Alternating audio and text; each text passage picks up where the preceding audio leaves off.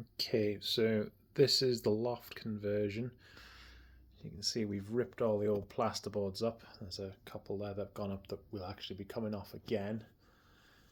There are vents, a couple of vents through the slate and through the felt, very few.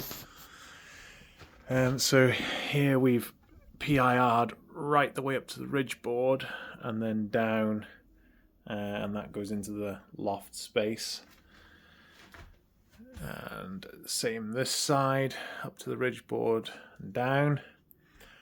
You can see here with the old insulation where there was huge gaps, and we've actually patched some of these. It's only used to go up to here, but you can see behind there is a chimney, so there's problem one, insulating from there up to the chimney, up to the ridge board from the chimney.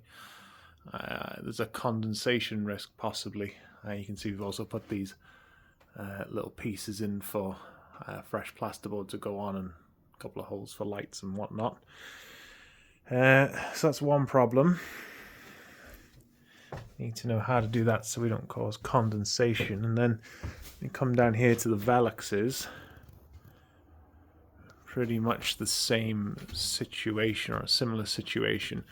Previously the insulation only came up as high as here, so we've taken it higher. So what we're planning on doing now, actually, after thinking about it, is there's a couple of slate vents, one there and one hopefully somewhere else. I think there's one more along this expanse of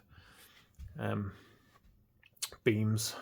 So planning on cutting gaps at the top. I know they go up to the ridge in places at the moment, but cutting gaps at the top so that air can get down behind the PIR, and then putting fiberglass on top of this wooden structure here before boarding it. So hopefully the vent here will provide enough ventilation in, and we were also planning on going across the front once it's all, patched in properly and sealed and whatever else, because there were holes everywhere, and actually at the moment there still are, going horizontally across with another sheet of Celotex just to make sure there's as fewer air gaps as possible, but while still keeping ventilation for the roof space.